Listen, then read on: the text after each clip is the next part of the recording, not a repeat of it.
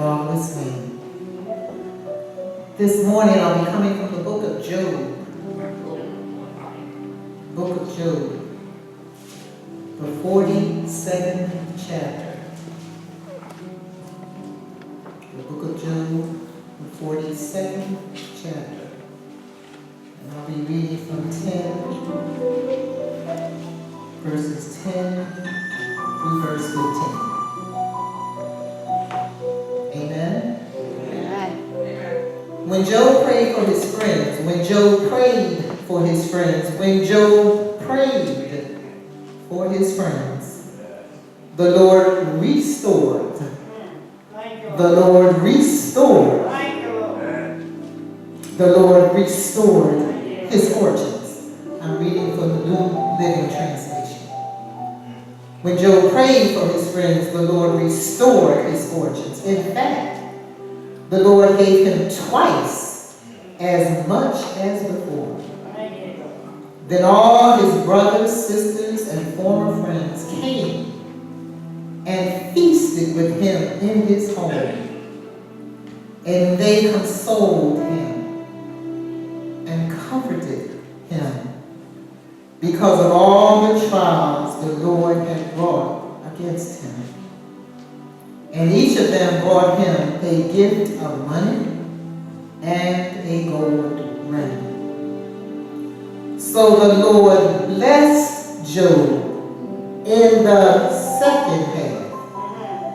Everybody say second half. Second half. In the second half of his life, even more than in the first. For now he had 14,000 sheep, 6,000 camels, 1,000 teams of oxen, and 1,000 female donkeys. He also gave Job 7 more sons and 3 more daughters. He named his first daughter Jemima, the second Keziah, and the third Corinne Hapuk. In all the land no women were as lovely as the daughters of Job, and their father put them into his will along with their brothers.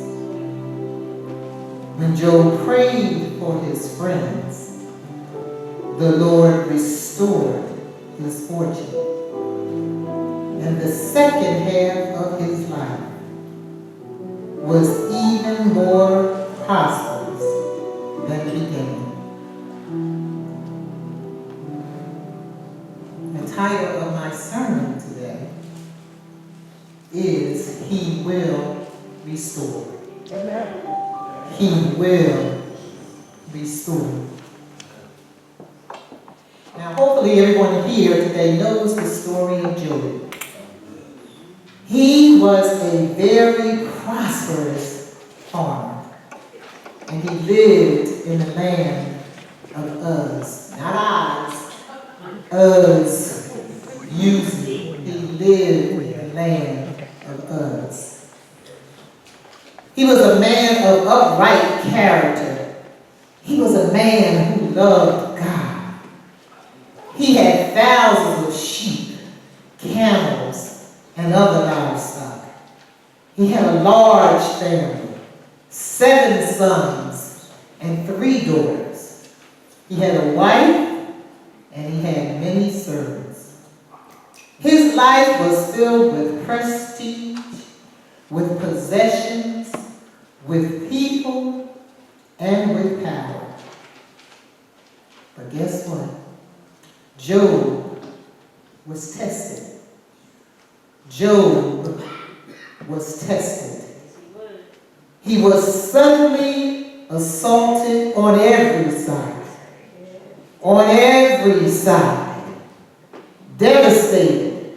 Stripped down to his foundation.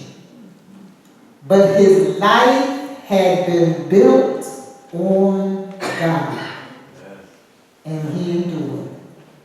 His life was built on God, and he endured. Job, the book, tells the story of Job, the man of God. It is a gripping drama of riches to rags to riches.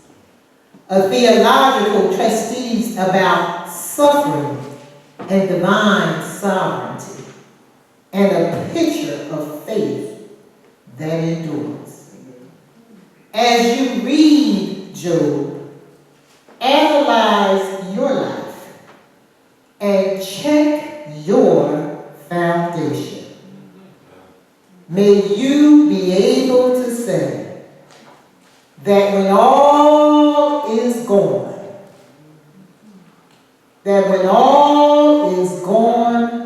but God, that when all is gone, but God, God is enough.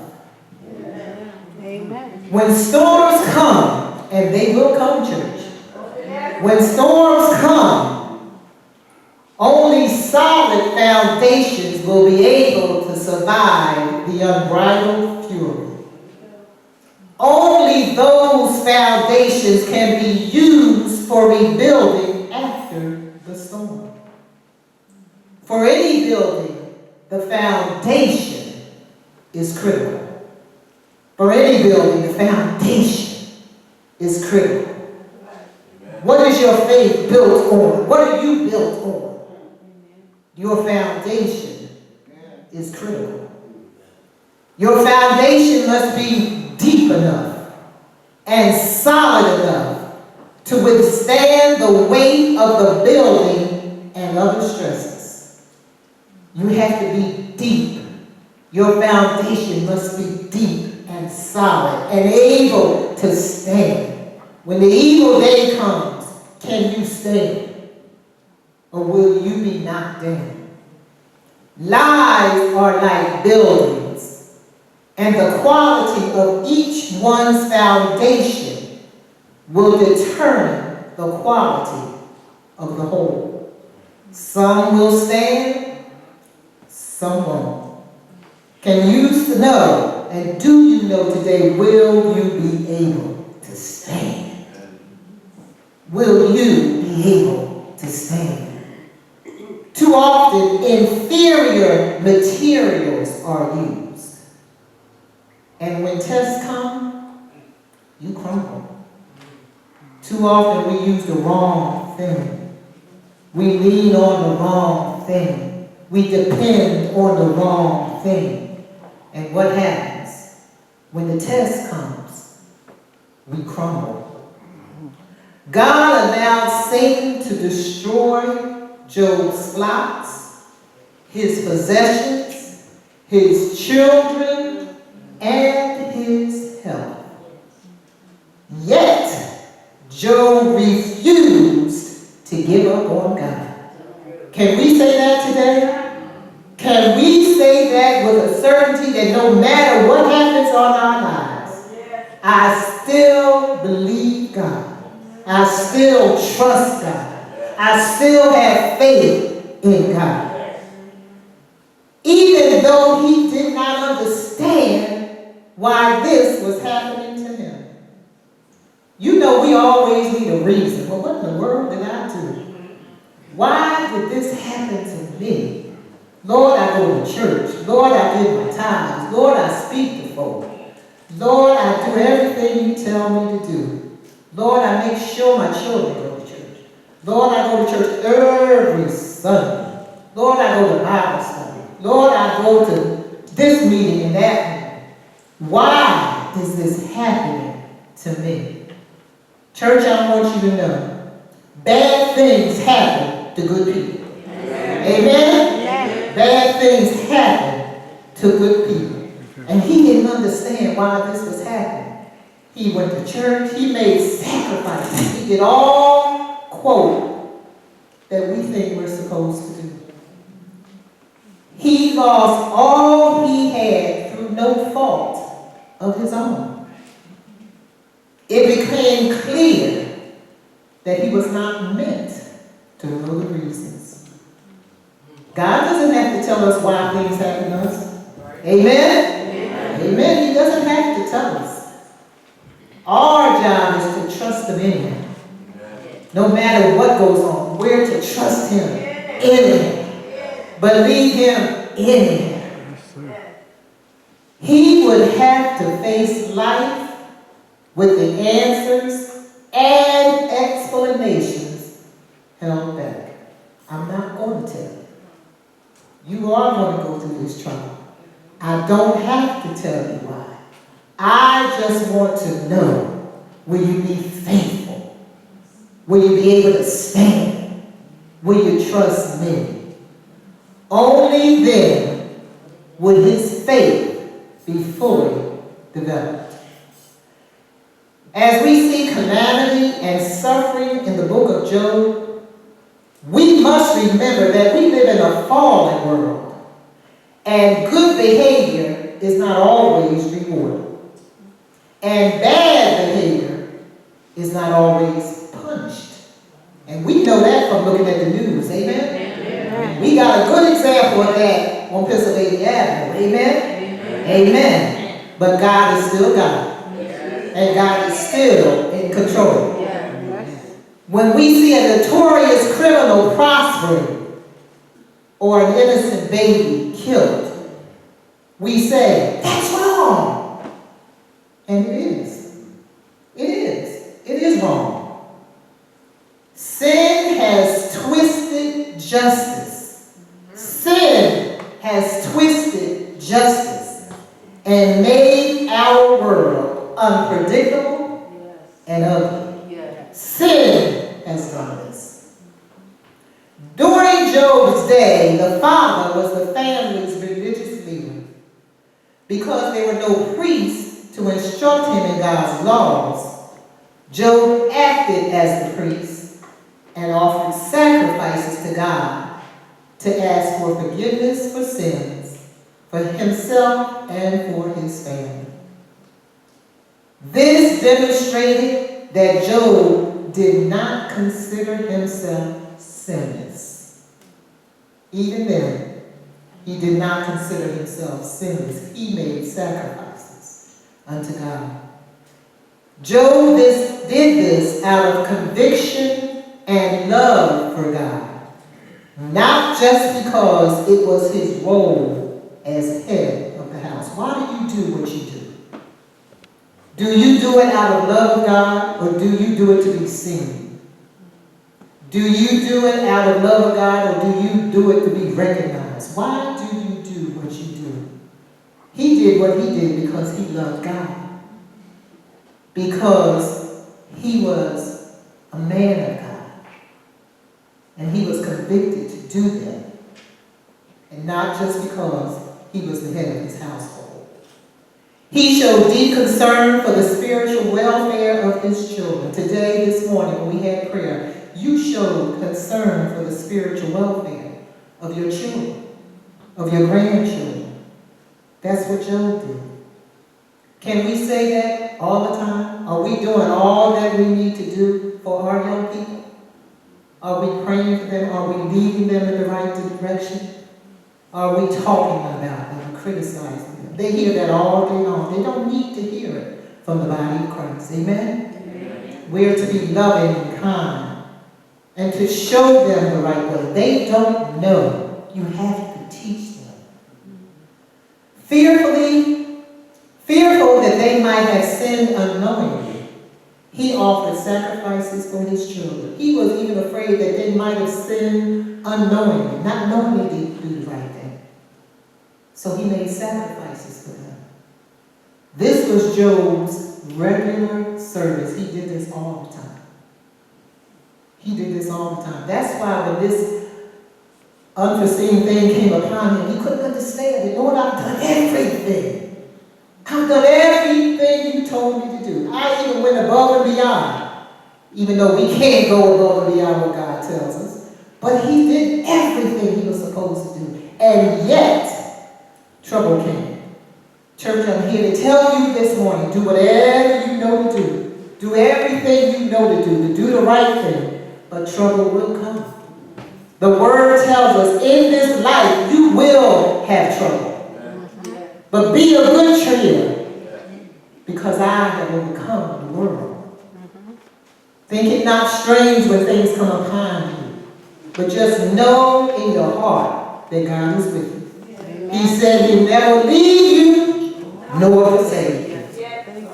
Now Satan, the accuser of the brethren, considers God his enemy. He tries to hinder God's work in people. But he is limited. Say limited. He is limited by God's power and can only do what he is permitted to do. Amen? He can go but so far and no further. He can only do what he's permitted to do. When he went before God, when all the angels came, and he said to the Lord, I can't touch Job. You got a hedge of protection around him. And the Lord said, okay, I'll take that hedge away. Shoot your best shot. But you can go this far and no further. You can do whatever you want with him, but you can't take his life. Amen? Amen. When we go through what we go through, we go through it knowing that God knows how much we can bear. Yes. Hallelujah. Yes. Hallelujah. Because he knows how much we can bear. And God's grace is sufficient. Yes. He hates us. Satan hates us and wants us to hate God. And he does this through lies and deception. When you're going through, Satan will take a seat. You thought you was all right. You thought God loved you. God don't love you. Look what happened to your children. Look what happened to you on the job. He lies to you. Satan is a liar. And he deceives us. That's why you have to know the word. Greater is he that's in me than he that's in the world. You have to know the word. That's the only thing you can fight him back with, is the word. Job was a perfect target for Satan. Any person who is committed to God should expect Satan's attacks. If you're doing what God tells you to do, expect the devil to give you a hard time. Because he doesn't want you to do what God tells you to do. He wants you to be disobedient. He wants you to hate God because he hates God. Any person who is committed to do what God tells them to do, you should expect attacks. Now, if you're not doing what God tells you to do, don't expect any attacks because Satan already has you. Amen? Amen. But when you decide in your life to do the right thing and everything comes at you, all you can say, Lord, I must be doing the right thing because all heck done broke out in my life. Amen? Amen. Amen. Amen. Amen. And we can overcome Satan's attacks only through God's power. Yes. God's people are soldiers on the battlefield. We sing it all the time. I'm a soldier in God's army. Amen? God's people are soldiers on the battlefield. And sometimes we are the battlefield. Sometimes we are the battlefield. Satan told God that the only reason Job served him and loved him was because of what God had done for him and because everything had gone so well for him. Satan wanted to prove that Job worshiped God, not out of love, but because God had given him so much. Job knew nothing about Satan's challenge to God and had no idea that the enemy was using him as a reason for slandering the Lord. What you go through, some of us have gone through some terrible situations. Some of us have been through, that, and that. Amen? Amen. But I'm here to tell you today, church, what you have gone through or you might still be going through is not for you. Amen? It's not for you. Maybe some of it may be, but it's not for you. It's for God. It's for your witness. It's for other people to see, well, she must be telling the truth. Because if I went through that, it would have killed me. But God. Yes. Amen? Yes. But God. Yes. What you go through is not for you. What you go through is to show somebody else how good God has been to me. Even with all that I'm going through. Even with my children acting up. Even with me losing my job. Yes. God is using this very situation to show somebody else how good God is. Yes. Yes. It's not about you.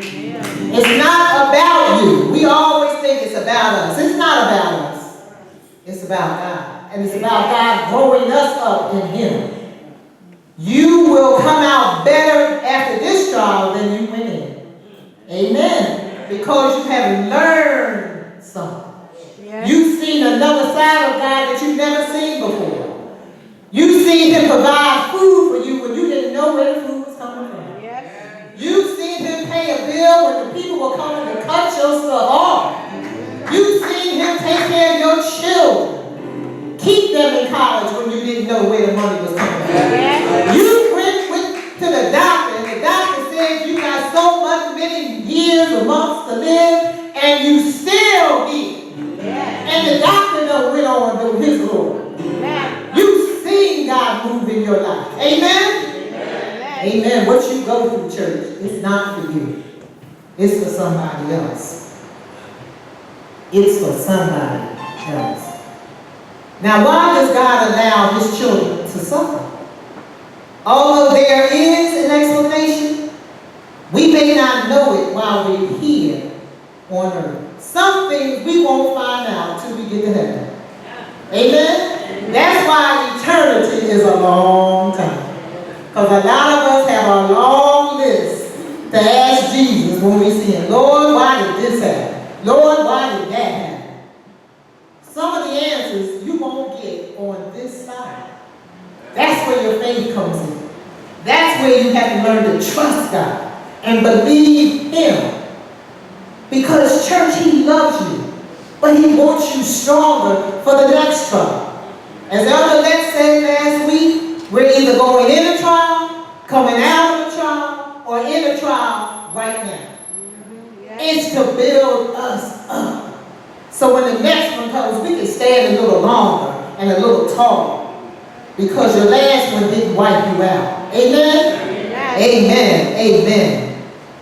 We have suffered heartbreak and loss in this house. We have suffered heartbreak and loss in this house. It is a painful experience. And it's going to take time to heal. You get used to seeing someone and they're not there anymore. You miss their smile. You miss their laughter. You miss their presence. You miss their spirit. We miss Reverend Johns enormously. We miss Reverend Johns enormously. She was a mighty, mighty woman of God. She was a mother. She was a wife. She was a daughter. She was a friend. And yet, we know that God is a compassionate God. And a God who is acquainted with our grief. God knows what it is to lose a loved one. He saw His Son crucified on the cross for our sins. He knows what it is to lose a loved one. He is acquainted with our grief. He is a comforting, healing, loving, and faithful God. He is a faithful God. You can see that when you see Brother Johns. He's a faithful God. Yes, He is. Things happen in our lives that we don't understand that we're not ready for. But we must be able to say like Job, the Lord giveth and the Lord taketh away. But blessed be the name of the Lord. Just as Satan had limits. God told him to go this far but no further. We must remember that God is involved in every trial we undergo. You don't go through your trials by yourself. God is right there with you. Amen. He's right there with you. And he has established a preset limit beyond which Satan cannot go. He can't go but as far as the Lord tells him. He'll put no more on you than he can bear. Yes. His grace truly, church, is sufficient. Although we may have doubts as to God's goodness in times like these. Like, Lord, did you see what I'm going through? Like, Lord, do you know how I hurt? Lord, I don't understand. God, you have to make it plain to me. Sometimes, like you said, you may not get the answer to this song, to this question on this side, but you still have to trust God. You still have to believe God. Yes. You still have to have faith in God. My hope is built on nothing less than Jesus' blood and righteousness. That's the foundation. Stand. Stay the course. Don't go by what it looks like. And it's going to hurt. It's going to cause you pain. But stand. Stand because he's right there with you. Stand. Stand anyhow because he's right there. Through these trials, we grow closer to God. Through God's revelation of who he is. God is a very present help in times of trouble. God is our refuge and our strength. Amen? Remember the word. Read the Psalms. You'll see why David said all that he said about God, because he had a relationship with him. You can't go through these things without a relationship with God. You have to know him for yourself. You can't go by what grandma said, or what grandpa said, or what mommy said, or daddy. You have to have a personal relationship with God for yourself. Do you know him? Do you know him? Do you trust him? Do you love him? Do you believe him? Job learned what all believers can learn through heartbreak, and that is that God is faithful, and God is good, and God is trustworthy. Psalm 34:18 says, the Lord is near to the brokenhearted and saves the crushed spirit. God is near to those whose hearts are broken. God is near to those who are going through terrible situations. God is right there with you. Don't be deceived. He loves you. He's right there with you. Believe him. God is in control of the world. He knows what's going on. He knows what's going on. And church, he's already worked it out. It's already done. It's already done. It's already done. This only becomes clear to us when we see God for who he is. We must courageously accept what God allows. And I know that's hard. Because we don't want to be in pain. We don't want to see those that we love in pain.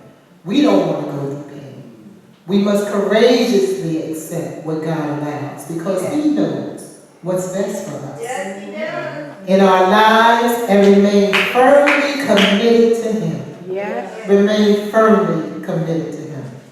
Like Paul said, for Christ I live, and for Christ I die. Yes. Amen. Job finally learned that when nothing else was left, he had God, and that was enough. Through suffering, We learn that God is enough for our lives and for our future. We must love God regardless of whether He allows blessings or suffering to come to us. The Word tells us in everything to give thanks. In everything. When times are good and when times are bad. To give thanks.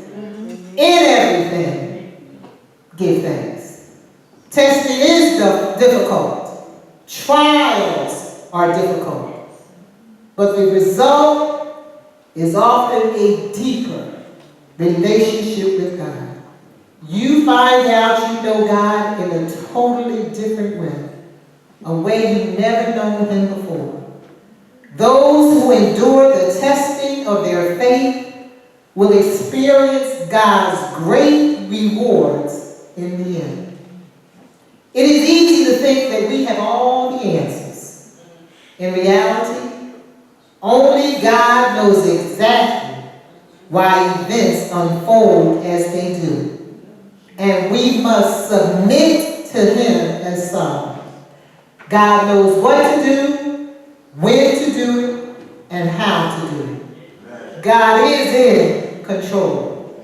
God has a reason for why we go through what we go through. We must decide to trust God no matter what happens. While we do not always know why we suffer, we can bring our pain and grief to God and trust that He is wise and knows what He is doing. Just as Job was restored, so we are restored. Those who persist to trust in God will be rewarded. So the next time you face trials and dilemmas, see them as opportunities to turn to God for strength, to turn to God for help. Not to your friends, not to your neighbors. Turn to God. I had an opportunity one time. My girlfriend told me that she needed me to pray with her for a situation that she was going through. She couldn't reach me, so she called another girlfriend to pray with her. She couldn't reach her either. So it came to her that it was God who wanted her to pray to Him alone. It was God that wanted her to pray. We don't really need prayer partners. Sometimes you need to pray on your own. Amen? Amen. Because you know what's deep in your heart. Don't nobody know like you know what you're going through. God knows, but sometimes you have to go straight to Him. That's why it's good to have your own prayer life. Amen. Amen. So the next time you face trials and dilemmas, see them as opportunities to turn to God for strength. You will find a God who always desires to show His love and compassion to you. If you can trust Him in pain, if you can trust Him in confusion, if you can trust Him in grief, if you can trust Him in heartbreak, if you can trust Him in loneliness, you will win the victory and eliminate doubt. That's one of Satan's greatest footholds in your life. If he can make you doubt, that's one of the greatest footholds. You can trust Him. 'Tis so sweet to trust in Jesus. Make God your foundation. You can never, ever be separated from His love. So church, today, after all that I have said, hopefully you took some point to remember that God is with you in the good times. That God is with you in the bad times. He said He'll never leave you nor forsake you. That God knows each and every one of us by name. So church, one more thing I want to say before I open the doors of the church. There will be joy after this. Hallelujah. There will be peace after this. There will be healing after this. You'll have a testimony You'll be strong. Hallelujah. After this, you can share with someone how God brought you through. After this, you have to grow through this. The Israelites had to go through the Red Sea to get to the other side. There will be peace after this. There will be laughter after this. Amen? Amen. God is a restorer. He will restore you. Allow him to work in your life. Allow him to use your experiences to be a blessing to someone else. And remember, what you're going through is not for you. It's for someone else. Amen? Amen. Amen. Amen. The doors of the church